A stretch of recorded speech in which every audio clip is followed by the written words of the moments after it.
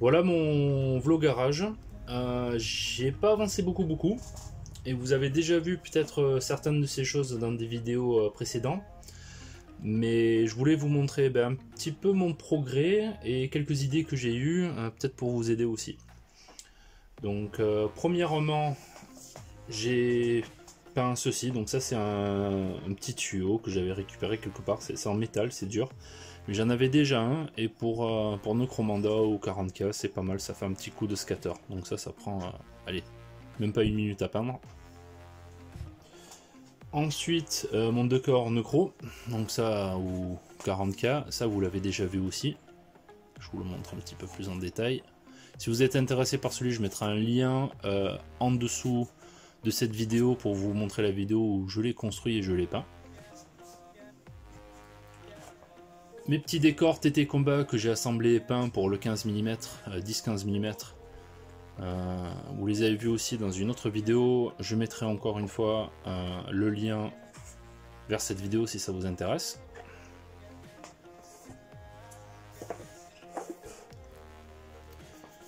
Ensuite, mon troll de Gundabad que j'ai peint, ouais, simplement, mais voilà, il me convient, il est efficace, je vais pouvoir le jouer. Je préfère peindre vite et efficace que d'avoir des figurines pas peintes et avec lesquelles je joue pas, parce que je joue qu'avec du pain. Donc voilà mon troll de Gundabad. Ensuite, le geôlier, je crois il s'appelle. J'ai oublié lui un truc comme ça. Voilà, hop. Et les berserk. Donc les berserk, je suis pas vraiment un power gamer au niveau du Hobbit, donc je leur ai mis des armes différentes. Et je testerai dans le jeu, et suivant les armes que je préfère, si jamais j'achète un deuxième ou troisième set. Ce qui est franchement pas sûr vu le prix des figurines. Mais si jamais j'achète un autre set, eh ben je spécialiserai dans l'arme que je préfère. Voilà. Avec Kevin et Mathieu, on a fini notre campagne de Necro. Et juste avant de terminer la première campagne, donc j'ai fait... alors ça c'est alors je crois qu'en anglais c'est Brute Handler, un handler de brute. C'est le gars avec l'électrofouet qui peut leur faire des points d'expérience hors partie. Voilà, tout simple, une petite conversion rapide pour aller avec mes Goliaths. Donc c'est pas un Goliath, c'est une sorte de figurine qui vient aider mes Goliaths, une sorte de mercenaire. Et puis ensuite un Ammo Jack, ceux qui se baladent et qui peuvent donner des munitions. Certains reconnaîtront peut-être cette figurine, c'était dans, alors je me rappelle plus quelle édition de 40K, mais c'était la boîte de base avec le vaisseau écrasé. C'était les Tyrannides contre les Space Marines. Donc maintenant plutôt en termes d'idées. Pour vous montrer avec quoi ça a été fait, donc encore une fois mes touillettes à café que j'adore. Donc ça c'est pour du 10-15 mm, c'est censé être un conteneur à gaz ou gasoil ou un truc comme ça. Donc la touillette à café, j'ai fabriqué une petite échelle rapidement là. Ça c'est des boules de Noël. Je sais pas s'il y en a qui retrouvent la référence là, mais c'est les boules de Noël. Ça c'est un jouet en bas. Un petit morceau de je sais plus quoi là que j'avais dans mon Beatsbox, et ça c'est une partie d'un set de routes qui se clipse, une sorte de truc un peu à la Hot Wheels que j'ai utilisé en tant que socle. Le tout peint très simplement, je me suis vraiment pas pris la tête parce que voilà, pour l'échelle c'est vraiment pas très grave, c'est juste pour faire un truc un peu industriel. Lui c'est un peu la même idée, donc c'est encore une fois c'est ce set de routes que j'ai utilisé en tant que socle. Des pièces robotiques, un bouchon de je sais pas quoi. Ah non, c'est une prise de prise téléphonique. Non, de télé, les anciennes prises télé, je crois.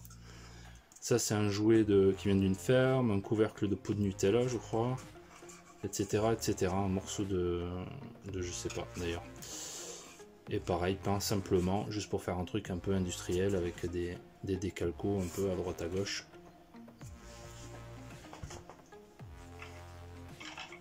Et ça, c'est l'intérieur du réservoir d'eau des toilettes. C'est la chasse d'eau en fait, mais normalement la chasse d'eau elle est dans ce sens. fait, ça c'est ce qui ouvre et qui ferme l'eau pour tirer la chasse. Donc je l'ai mis à l'envers, j'ai collé plein de trucs dessus et ça m'a fait une tour. Je suis pas très content du rouge dessus, je l'ai raté un peu, mais c'est vraiment pas très grave pour cette échelle là, peut-être je le reprendrai plus tard, mais bon ça suffit. Si je veux le mettre sur une table et avoir une tour un peu SF, ça va très bien. Voilà.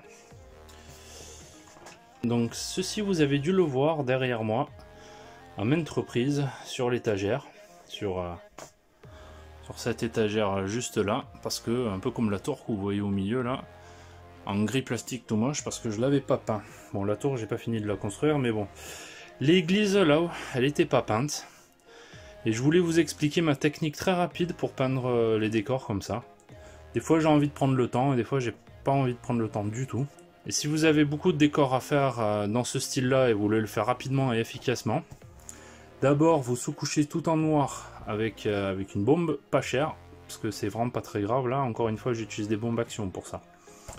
Ensuite avec du gris, je suis passé très légèrement, donc vous prenez la bombe, vous mettez entre 20 et 30 cm et vous faites des petits pchit, pchit, pchit, pchit, et vous prenez tous les endroits en hauteur, donc vous êtes en train de donner de la... comment dire, vous faites des ombrages en fait. Donc il y a des endroits qui vont être plus sombres et vous êtes en train de donner des éclaircies avec la bombe. Donc j'ai fait ça partout. Une fois que j'ai fait ça, j'ai peint les parties en bois couleur marron, donc avec un marron quelconque pas cher. Donc j'avais en l'occurrence juste les portes et la poutre à faire, je n'étais même pas obligé de faire la poutre, mais bon je l'ai faite quand même. Une fois que j'ai fait tout ça, j'ai passé un wash dessus. Et une fois que j'ai passé le wash, un petit truc que j'aime bien faire sur ce type de décor, parce que je trouve que ça rajoute un détail assez sympathique, c'est le vert en bas là. Et ça c'est avec une petite bombe de peinture verte. Encore une fois, très délicatement et de loin, je fais des petits pchits. Et ça donne ce côté un peu vieux bâtiment. Là je suis même monté sur les côtés. Ah là là, focus, caméra, focus. Voilà. Ça donne cet effet là que je trouve assez sympathique et assez efficace sur la table de jeu. Vous pouvez voir, là je suis passé avec la bombe grise. Et là il y a le noir qui est resté à la base. Donc ça me donne un effet très rapide. Donc là, avec la bombe, allez, pour peindre ça, vous allez mettre même pas 10 minutes pour faire tout ça. Pareil avec le wash et le... C'est peut-être le wash qui prend le plus de temps là, parce qu'il faut le rentrer dans tous les trous, il faut pas oublier des endroits, mais bon, c'est vraiment assez facile à faire.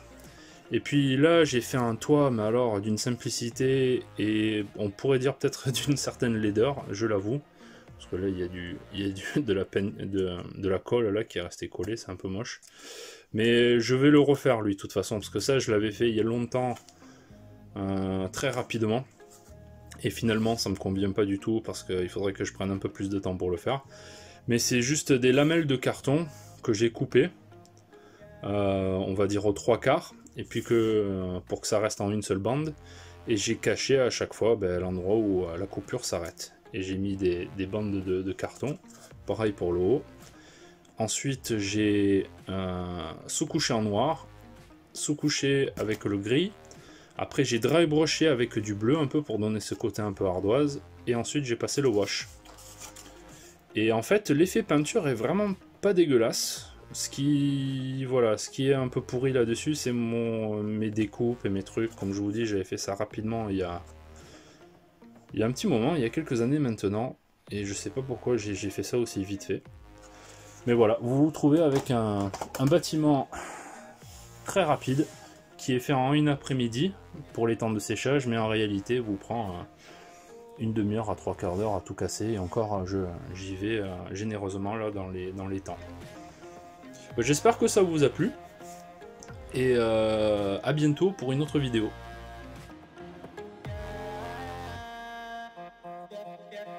Yeah.